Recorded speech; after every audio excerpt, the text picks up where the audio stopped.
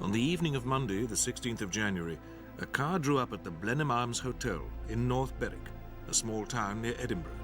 Two men booked in for the night. Something about them made the hotel owner uneasy, so he mentioned their arrival to the local police, in case they might be con men or thieves casing the hotel. Following the discovery in North Berwick on 16th January 1978 of a motor car containing a deceased body, a person named Archibald Thompson Hall, 53 years of age, of no fixed abode, appeared before Sheriff Kenneth Middleton in the Sheriff Court, Herington, on a petition containing a charge of theft of property in England. He is in custody and will appear again in a week's time.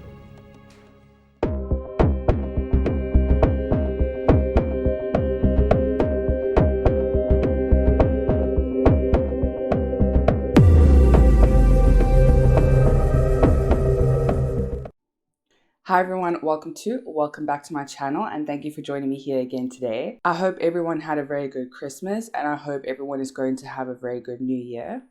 So last week we spoke about a South African rugby player who was kind of at the peak of his career, and then he kind of turned into someone who carried an axe around. And if you haven't heard about that case, I'll link it up here for you. But because it is almost New Year, we are going to take a magical traveling journey to one of my absolute favorite spots in the entire world, and I'm sure many of you know if you've been following me for a while, and that is Scotland. And today we're going to talk about a case that is full of mystery, hidden secrets, and of course, murder.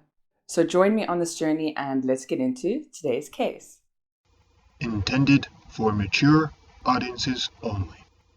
On a stormy night in January 1978, a man named Norman Wright was working behind the bar of his hotel named Blenheim House Hotel. And the reason that Norman Wright was actually working behind the bar, even though he owned this establishment, was because there was hardly any staff around working that night. And the reason that there was hardly any staff working that night was because Norman Wright's bar and hotel was actually located in a very seaside area, and boats couldn't really come in, and the storm was washing over a lot of bridges, so people didn't really want to take the risk just to get to that side. The two men walked in and they asked for a room to share for the night with two separate beds, and then they walked into the bar section of the hotel, and they were then flagged down by Norman to take a seat and he will come and help them now. Norman described the men as clean-shaven, well-dressed, and very neat-looking and very expensive-looking as well. They were too well-dressed, and something was really icking away at him that he needed to kind of figure out about these guys. And the only logical conclusion that Norman had was maybe they would skip without paying their bill. And because Norman was obviously struggling for the night, not many people were coming in. So Norman actually just called the police station just so that they could come and have a look. And it wasn't really a problem for the police because where Norman's hotel was situated, the police were maybe only a block away from where he was. So the police constable eventually arrives and he walks into the bar and he notices the two men. But before he gets into the bar, he also notices a Ford Granada sitting outside. And he just assumes that it's the two men inside's car because he kind of knows everyone. It's a small town and he hasn't seen this vehicle before.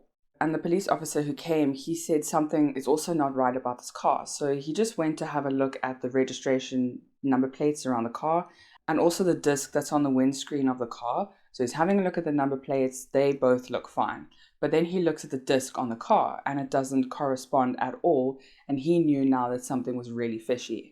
So the police officer then asks the two gentlemen to accompany him to the station. And they then walk with the police officer to the station, which I said is only around a block away. So it wasn't a far walk at all. Once the gentlemen arrived, the policeman sat them down and they had a very civil conversation. There was nothing aggressive or anything that the police officer should be alarmed about. The gentlemen then introduced themselves as Roy Fontaine and Michael Kitto. And every single question was answered by them. They gave their full cooperation. However, Roy Fontaine kept having to go to the bathroom. And at first, the police officer thought this was normal. He probably just broke the seal and he needed to get the alcohol out. And that's why he was going to the bathroom all the time. But then eventually, Roy Fontaine, he didn't actually return. And police now knew that they had a manhunt and they had to go find this random man, Roy, that they picked up at a bar. So Michael was still sitting in the interrogation room, and when he realized that his friend Roy had now escaped, he had now turned pale as a sheet. And the police officer said to Michael, "You're not going to the bathroom, you're going to stay right here this entire time." And the police officer felt that something wasn't right, so he quickly ran back to the hotel where the car was to see maybe if Roy had gone back to fetch the vehicle. So the police officer now, like I said, went to look at the vehicle, and when he came back to the police station, he came back with really shocking news, because in the boot of this vehicle was a body. And what they did not know at the time was that this was actually the fifth body of a serial killer who would eventually be known as the Monster Butler.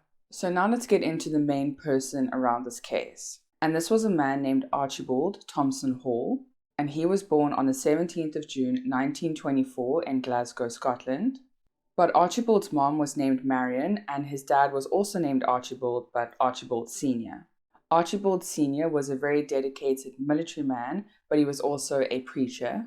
Marion and Archibald Sr. really did struggle to have children, so once they had Roy, they tried and tried again for another child, but they couldn't. So they eventually adopted a young girl named Violet. But based on all accounts, Archibald Jr. had a very good childhood. He had a very happy and loving childhood. Like I said, Archibald Sr. was a military man and a preacher, so they would move around a lot. And also, he was very stern and very strict on his children, but that's not to say that he didn't love them. But then something happened to Archibald Jr., and by the age of 13, he was really running into trouble already. At 13, he was already charged for burglary, but he was just given a slap on the wrist and given a warning. And like I say, his parents really did love him, but I wouldn't say that they would win any parenting awards, because on Archibald Jr.'s 16th birthday, his mom, Marion, actually just presented one of her friends, a local divorcee in the area named Anne Phillips, and Anne came to the house on Archibald Jr.'s 16th birthday and presented herself to him for a birthday present. And Anne Phillips basically wined and dined Archibald Jr. and then took him home to sleep with him. And apparently Anne Phillips lived quite a bohemian and decadent life, and Archibald Jr. was really fascinated with how free Anne Phillips could live, and he was kind of spellbound by this, and he really wanted to live a similar life to her and also be wealthy and free like he felt that she was. And he was ready to get rid of this military ideals that his father was pounding into them as children, and also to get rid of the religious lifestyle that his father was preaching down on him as well. But Archibald Jr.'s first prison sentence came down on him in 1941, and that was a 60-day sentence for burglary. And then around 2 years later, he was back in prison again, and this was because he was contravening wartime rations, so I assume that he was taking more than his share. And he was only sentenced to 30 days in prison for that. And as a side note, when Archibald Jr. was old enough, he actually changed his name to Roy Thompson Hall. So it's no longer Archibald Jr. And because of that, we're going to call him Roy from now on in the story. And also another reason that Roy changed his name from Archibald Jr. was because he absolutely hated being named after his father. So when Archibald Sr. rejoined the war to be able to fight in World War II, the family then moved from Glasgow, Scotland to England, where they then lived in a place called Catterick. And Archibald Sr. really hoped that this military compound and this military area that they were in would be good for Roy, because he needed a bit more discipline, apparently, according to Archibald Sr. But unfortunately for Archibald Sr., it wouldn't work out that way at all. And actually, when Marion and Archibald Sr. were busy packing away some heavy things, they found some spare space in Roy's cupboard. So they were busy scratching around in the cupboard, and then they happened to move over his hanging clothes. And in the back of his cupboard behind the clothes, they basically found a lot of Nazi paraphernalia as well as a shrine to Hitler. And when Archibald Sr. asked Roy about how he has all this dedication to Hitler in the back of his cupboard, Roy then just turned around to his dad and he was like, "Oh no, the Nazis came in from somewhere, they raided the room and they put all this there. It wasn't me." And if you really think about it, this is a massive and quite hurtful deal to Archibald Sr. because he has dedicated his life to fighting against this person who their son is now worshipping. But like I said, Archibald Sr. was attempting to get into the front lines, but unfortunately because of his age and because of now his deteriorating health, he wasn't accepted to fight the war. And because this Catterick military base didn't have the space to just house people if they weren't actually fighting the war, the next day they were actually told to leave. And because this whole paper pushing thing had taken a couple of months to kind of get going, Archibald Sr. only knew around 3 months after they first moved to the military base that then he wasn't going to be accepted. And sadly, it was getting even worse for Archibald Sr. because during the time that he was waiting to fight in the war, his wife had actually had an affair with another military man on the base, and she fell pregnant. And basically the whole family left this military base in England with nothing but a bad reputation and a pregnant wife. So Roy's mom, Marion, actually ended up giving birth to a son named Donald near the end of 1941. And even though Archibald Sr. has his name as the father on the birth certificate, a lot of people knew that it wasn't Archibald Sr.'s son. And by the time that Roy was late into his teenage years, by 17, he was getting still into a lot of trouble. And he was actually sent to a psychiatric unit in order to have an assessment about his mental health. And I'm sure that the assessments back in the day weren't exactly ethical by any means. But the report came back that he is completely unemotional and apathetic. And when he was 19, he was sent back to the psychiatric unit again. But this time the report said that Roy presented himself very well. He was very nice to everybody. But when Roy smiled and greeted the staff, he was very, very patronizing. And when he did wrong within the psychiatric unit, he showed absolutely no remorse at all. And he didn't have any shame for what he was doing. And the report actually concluded, quote, that Roy Hall had no moral sense and that he was a danger to society, end quote. The court sent Roy to an asylum 3 different times. So then one of the last times that Roy was on this asylum, his mom visited him, and while they were walking around the grounds, Roy actually escaped. And Roy's mom, Marion, was blamed for helping him escape because it was obvious, because he was there for months and he never had the chance. But now that she was there, he managed to escape. And Roy was at large for 1 whole month, and his mom brought him back to the house and she looked after him. So now that Roy was back home with his younger sister Violet and his younger brother Donald, he was doing okay. He was still getting into trouble, but he wasn't as bad as before. And now they lived in Glasgow, but on the west end of Glasgow. And while they were living here, they actually offered room and lodging to a Polish freedom fighter. And he was named Captain Jakobski. And the captain actually shared Roy's room and shared a bed with Roy. And Roy must have only been about 19, 20 years old at the time. And while Roy was in bed with this Captain Jakobski, he kind of realized now that he was bisexual. And by all accounts, Roy Hall regarded this Polish Captain Jakobski as his lover, his mentor, and his teacher in lovemaking.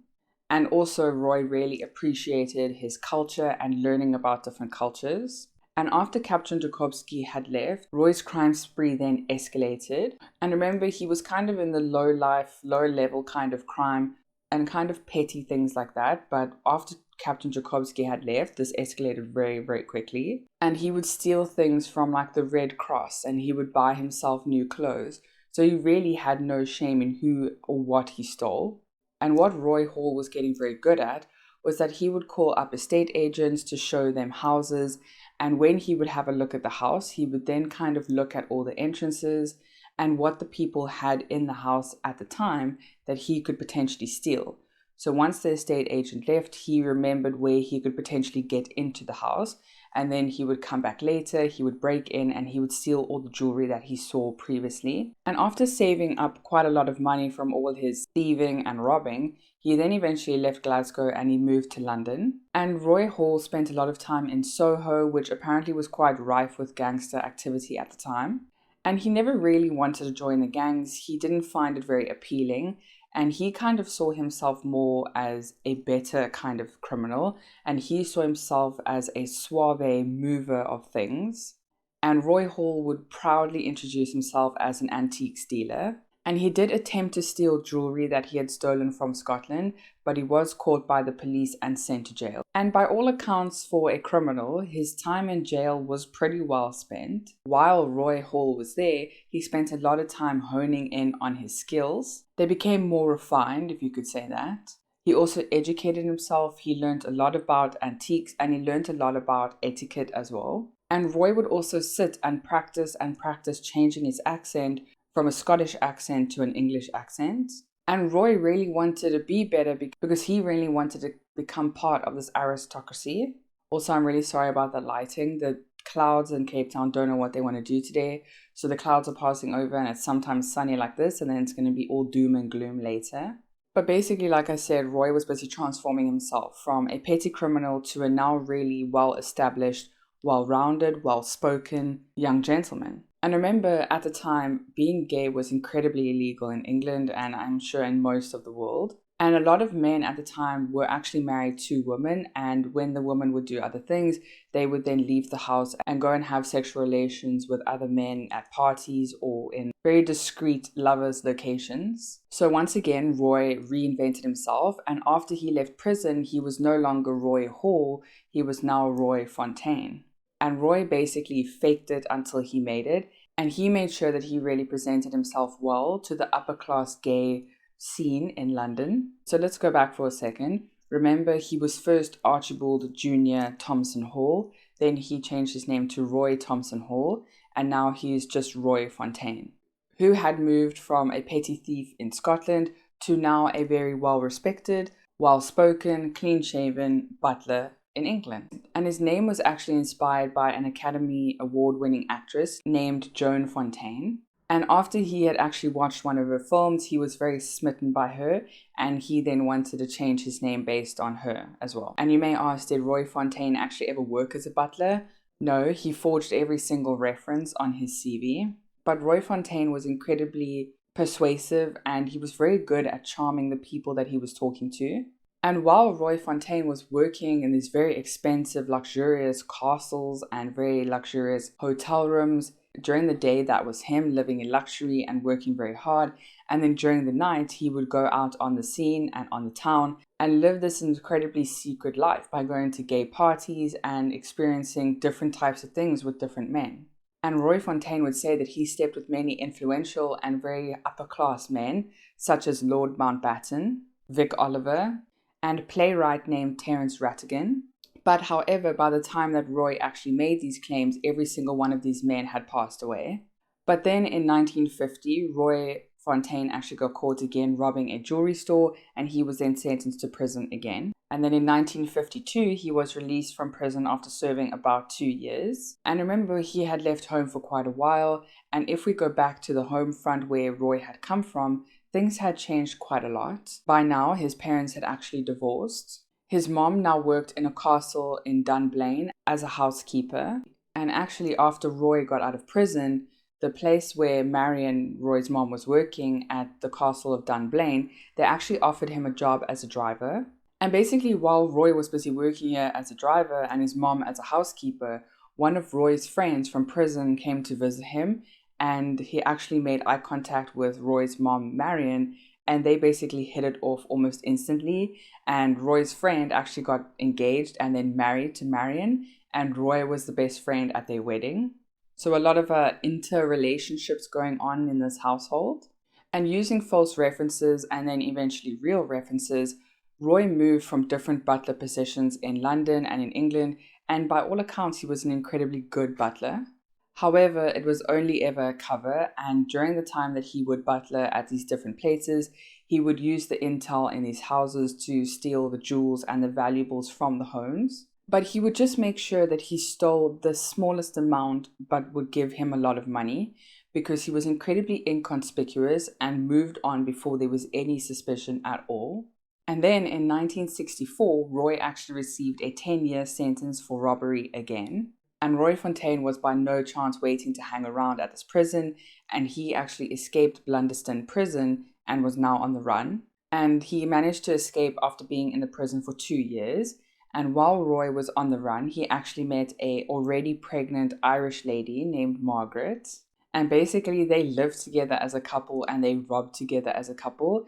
And this was still months up to leading before Margaret actually had the baby. So they were busy climbing through things while Margaret was pregnant. And Margaret eventually gave birth to a young girl named Baby Caroline. And Roy really claimed this baby as his own, even though it wasn't. But he really raised her and he really loved Caroline. Then in 1966, 2 years after being on the run, Roy was actually captured again and sent back to prison. and he actually received another 5 years on top of his already 10-year sentence. So while Roy Fontaine was actually in prison, Margaret ended up breaking up with him, and she then moved to Canada to remarry, but she actually left baby Caroline with Roy's mom, Marion. And because Roy was in prison for quite a while, Marion actually ended up adopting her. And throughout Roy's life, he would constantly call Caroline his daughter, even though he was never there and he never supported her in any way because he was constantly in and out of prison or on the run. But after serving 8 years only, Roy was then released in 1972. And while he was in prison, he had an incredibly serious relationship with a man named David. And David Barnard had actually promised Roy that he would set up a house for them on the outside so that they could be together. However, when Roy Fontaine was actually released in 1972, he was on his way to meet David Barnard to live together. But on his way, he then met a lady named Mary Coggle, and they ended up clicking and being together. And she was also an Irish lady. And they actually had met at Whittingham Psychiatric Hospital where Mary had worked. And Roy had actually gone to this psychiatric hospital because it was one of the conditions he had to perform in order to be released. And Mary Coggle had 8 children and she spoke to none of them. They all had incredibly bad relationships with their mom, Mary. But even though Mary would work at this hospital as a psychiatric nurse, she would then supplement her income as a sex worker. But Roy and Mary didn't last very long. They eventually broke up, but they would remain very good friends. And later on, one of Roy's ex-prison buddies would actually introduce to a lady named Ruth Holmes, and apparently Roy would say that Ruth Holmes was the only woman that he ever really loved. But although he had been with Ruth and he really loves her, he could not stop thinking about David Barnard. Eventually in 1973, Roy and Ruth got married, but Roy kept on living his homosexual life on the down low, and he eventually got caught by Ruth, and the marriage did not last. And eventually Roy actually ended up getting back in prison once again. So while Roy was in and out of prison, so was David Barnard, and eventually when David Barnard was released again, Roy was still in prison. And when David was released, Mary Coggle, remember Roy's really good friend and ex-lover, was actually there to meet David.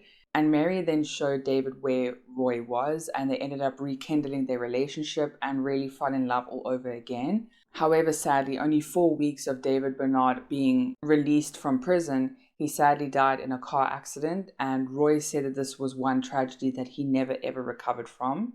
After Roy had been released and after David's passing, Roy then returned to Scotland, where he then returned to being a butler as well. And because he had now refined his butlering skills and his accent in prison, he ended up getting a job in Carlton House. And Roy ended up working for a lady named Peggy Hudson, who had recently been widowed, and she was quite an older lady. And Roy actually really liked Peggy Hudson. He thought that she was incredibly kind and very loving towards all of her staff, and he was actually quite happy in this house. But of course, Roy was actually there to rob Peggy, but because he really liked her, he never wanted to rob her. But then Roy was actually seen in a pub late night by one of the staff members who also worked at Carlton House, and this was around 7 p.m. And the staff was actually worried because as a butler, it is really important to serve things on time. And dinner was to be served at 8:15, and it was already 7. And like I said, this was an important part of being a butler, was to serve food and to do everything quarterly. And when the staff of Carlton House actually asked Roy why he was still sitting in the pub, he said, "Oh, don't worry about it. I turned all the clocks back in the house, so she will never know." And even though it was just a harmless prank, it really shows how manipulative Roy really was. And for a little moment, Roy Fontaine really looked like he had turned his life around, and he was not stealing from anyone. He was working really hard.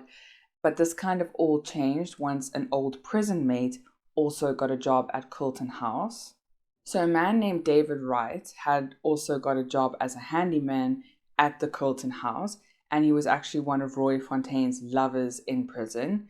And David Wright had come to Carlton House with the same intentions as Roy, to rob Lady Peggy Hudson. But Roy didn't know this at the time, and eventually Roy confronted David when he saw that David's girlfriend came to the house wearing one of Peggy's rings. Roy eventually convinced this young girl to return the ring, and David Wright was absolutely furious. And David Wright actually threatened to expose Roy's past if he didn't turn a blind eye to his stealing. And actually one night when Lady Hudson was away, David Wright had helped himself to Lady Hudson's champagne, and then he took a shotgun off the wall and walked into Roy's room, where he fired a shot, which then woke up Roy because the shot luckily hit the headboard right above Roy's head. It took some persuasion, but Roy Fontaine eventually convinced David Wright to spare his life. So the next morning there were obviously incredibly high tensions in the house, and Roy suggested to David for them to both go rabbit hunting to kind of like ease the tensions and to just talk about things. David agreed, and the men then went early the next morning to go rabbit hunting. So the two then fired a couple of shots, but they didn't really hit anything, they didn't catch anything. And then once Roy Fontaine knew that David was out of bullets, Roy then turned his gun to David and shot him in the back of the head, killing him instantly. And then Roy Fontaine then buried his ex-lover and ex-friend on the property of the Kilton house. Roy obviously had some explaining to do, and he just said that David then left the property because he was offered another job somewhere in Devon. But meanwhile, David was being incredibly clever, and while everyone was kind of trying to figure out where the next handyman is going to come from, David would take Lady Hudson's dog around and around David's grave, and each time the dog would stop and like run to sniff David's grave. So each time that the dog then sniffed over David's grave, he would put more leaves and more debris over to try and conceal his body. And eventually Roy kept walking the dog around, and the dog eventually didn't even go near David, and he knew then that no one would discover his body. But unfortunately, David's murder was not enough to keep Roy's past a secret, and one of David's ex-girlfriends actually called Kilton Manor and informed Lady Hudson of Roy's shady past. And unfortunately, Lady Peggy Hudson had to let Roy go. Police then escorted Roy off the property, and by all accounts, she let him know that he was an incredibly fine butler. The 53-year-old Roy Fontaine then returned to London once he found another butlering position. And Roy actually did find another position as a butler, working for an 82-year-old man named Walter Scott Elliott and his 60-year-old wife named Dorothy. And they lived in a penthouse apartment in Chelsea. Walter actually had retired, and he was part of a quite prominent aristocratic Scottish household. He was very well educated, and he had friends and family in very high places. Roy promised that he would never ever get attached to one of his employers again, and he went straight back to being a thug basically, and he was pretty happy with it. The Scott Elliots were incredibly wealthy, and Roy thought that he would finally get his final big score and he would no longer have to do this anymore. But because this was going to be his last, potentially, job, he would need the help of someone that he knew, so he then eventually got an accomplice named Michael Kitto. Roy had met Michael through one of his old friends and ex-lovers, Mary Coggle, and they had met at a pub. And when he knew that Michael also dabbled in petty crime, he knew that he had found his guy. Michael Kitto grew up in a very broken home, and he came from a foster child or a foster system. Michael joined the military, but he was discharged because he was found guilty of theft. And a life of petty crime then ensued, and he supported his family by moving on from one score to the next. Michael Kitto also had something else in common with Roy Fontaine. He was 39 years old, even though Roy was 52, but he was also divorced, and that was something that Roy appreciated because he had found out that Michael was also gay. So one day Roy was at work like usual. However, he realized that Dorothy Scott Elliott was actually at the hospital for treatment for her arthritis. So Roy then invited Michael Kitto over the house to look at the place, but Dorothy then ended up coming home early. She then heard Roy and Michael talking in the bedroom above. She then went upstairs to have a look, and Roy panicked. The two men then jumped into action and overpowered Dorothy. But while one of them were holding her down, they actually ended up suffocating her by accident. The robbery plan had now obviously gone awry, and now they had to kill the husband too. So the next morning, with the help of Mary Coggle, who was now 51 years old, they met at King's Cross. And basically the plan was that Mary would dress up as Dorothy and pretend to be Dorothy, but they would keep Walter Scott Elliott really drunk so that he wouldn't really notice, and they would just slap a wig on Mary and assume that that would work. And for some reason, Walter Scott Elliott then wanted to go to some wooden cottage in the middle of nowhere with his wife Dorothy. So his wife Dorothy, which was actually Mary, got into the car, and Walter Scott Elliott was absolutely plastered by now. So basically, Michael hid in the boot, Roy was driving, and Mary/Dorothy was sitting with Walter in the back seat. Walter kept on drinking and he was incredibly drunk.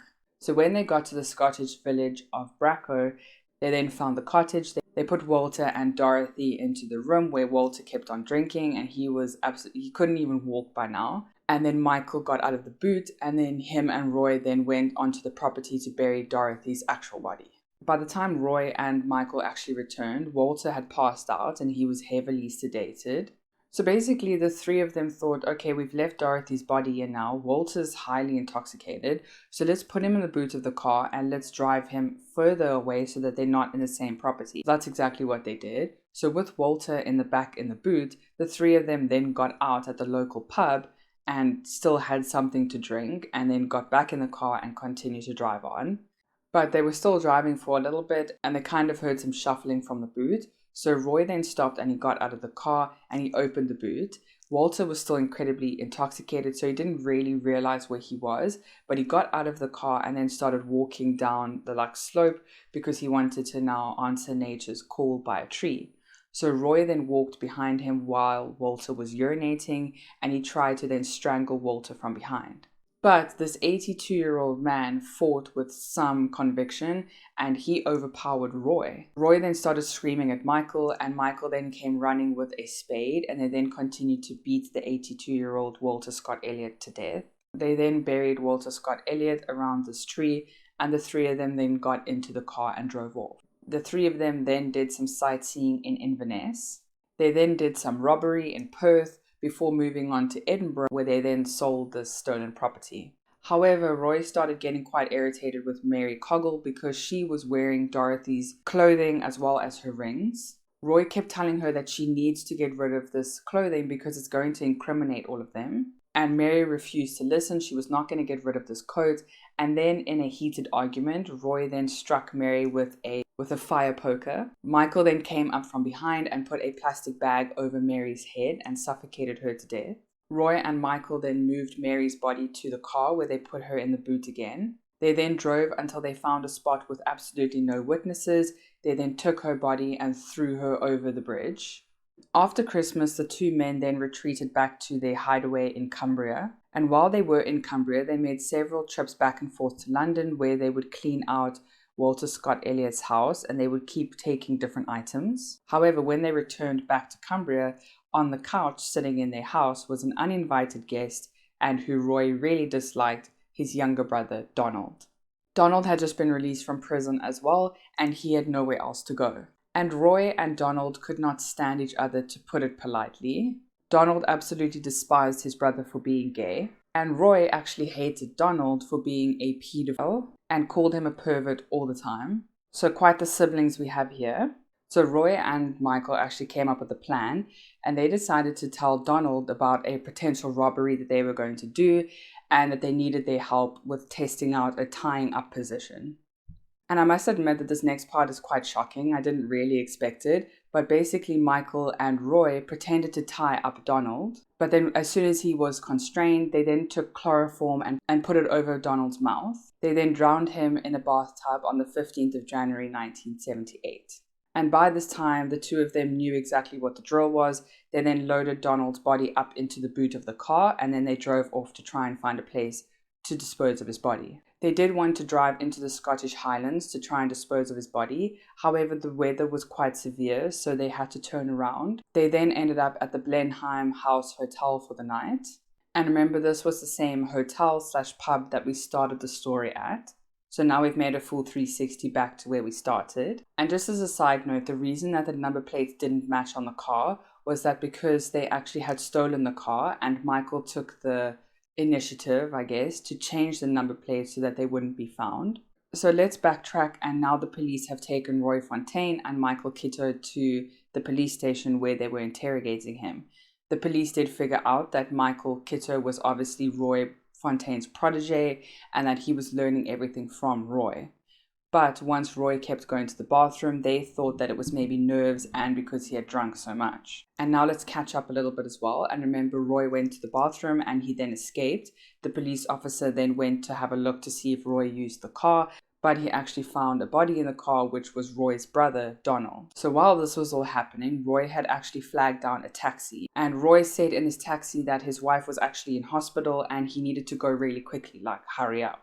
Roy said that his wife was in Edinburgh and he needed to go that way, so the taxi driver started driving towards Edinburgh. However, there happened to be a police roadblock from a different district, and the police actually recognized Roy and he ended up arresting him on the spot. And it didn't take police long to connect the dots, because once they had Roy Fontaine in police custody as well as Michael Kitto, they kind of put two and two together. And because the car had actually eventually been found to belong to Walter Scott Elliott, and he was a famous antiques dealer, and they noticed that a lot of his antiques had been stolen, they kind of figured that Michael Kitto and Roy Fontaine had something to do with it. They also put two and two together with Mary Coggle because they realized that Mary was actually connected to Roy and that they were past lovers. And because they realized that Mary Coggle's body had been found near Kilton Castle, where she used to be a housekeeper, and that's how they connected Mary to Roy as well. While Michael Kitto was still in custody of the police and being interrogated, he eventually confessed to everything about Walter Elliott Scott and Dorothy and Mary, and that's how they confirmed the link between these three. And in the end, Roy had to kind of fess up as well because he had learned that Michael had spilled the beans about everything. Roy Fontaine then told police everything and told where the bodies had been disposed of, who he had murdered, and where they could find them. Once arrested and faced with the evidence of his crimes, he did not attempt to defend himself, but made a confession which backed up that of Kitto in every respect. He then made another attempt to kill himself. While in hospital for the second time, he announced that he might as well confess to a fifth murder. I picked up my gun and I turned it, and instead of aiming for the rabbit, I swung it round and I shot him through the head. I walked over to him and he was muttering. I shot him again, and then again, and then once more. While the cameras were rolling from the media, they found Dorothy Scott Elliott's body as well as David Wright's body, and really no effort had been put into Walter Scott Elliott's body's burial at all. He was kind of buried in a very shallow grave next to a tree with some leaves put over the body. And also, sadly, Walter Scott Elliott's body had been half eaten by foxes by the time as well. Roy Fontaine had been charged with all 5 murders that he had committed, and Michael Kitto was charged with 4 murders that he was involved in. Roy Fontaine then said that Michael was actually the one who killed Dorothy Scott Elliott alone, and he had nothing to do with it. And basically, they just ended up blaming each other for everyone's death. But Roy did say that Mary's death was an accident, and that they had an argument near the bridge and she then fell into the water and drowned. However, there was forensic testing that was done as well as they could back in the day, and they did notice that there was a gaping wound in her belly area, and she had also been hit at the back of the head with the fire poker as well. So an accident I highly doubt. And forensic testing also showed that Donald Hall, Roy's brother, didn't actually die of drowning at all.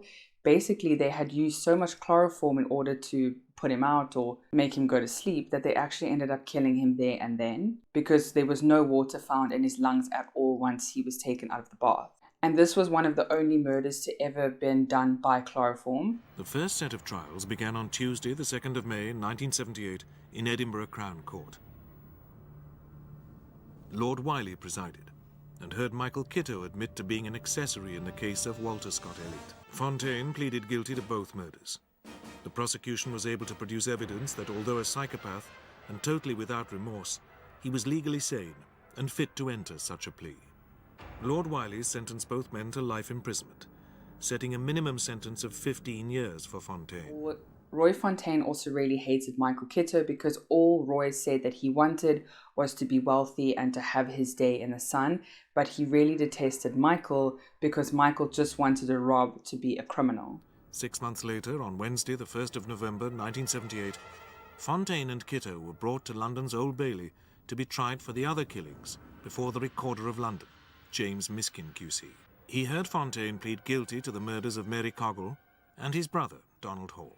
After 3 hours, Mr. Recorder Miskin accepted that Kitto had been heavily influenced by Fontaine, but gave him a sentence of a minimum of 15 years in prison. He then sent Fontaine to prison with the recommendation that he should never be released. In 1995, after serving 17 years, Roy requested his right to die. Then, on the 16th of September 2002, Archibald Jr. Thompson Hall, also known as Roy Thompson Hall, also then known as Roy Fontaine, died of a stroke in Kingston Prison. Michael Kitto has actually been released from prison and his whereabouts are unknown. Roy Fontaine used his cunning to trick people into trusting him. He took his pride in work as a butler and commanded respect of various households. By all accounts, Roy Fontaine was one of the best butlers of all time, but this was only ever a side gig and possibly a performance for him. He looked for valuables to steal from very wealthy people and his neighbors.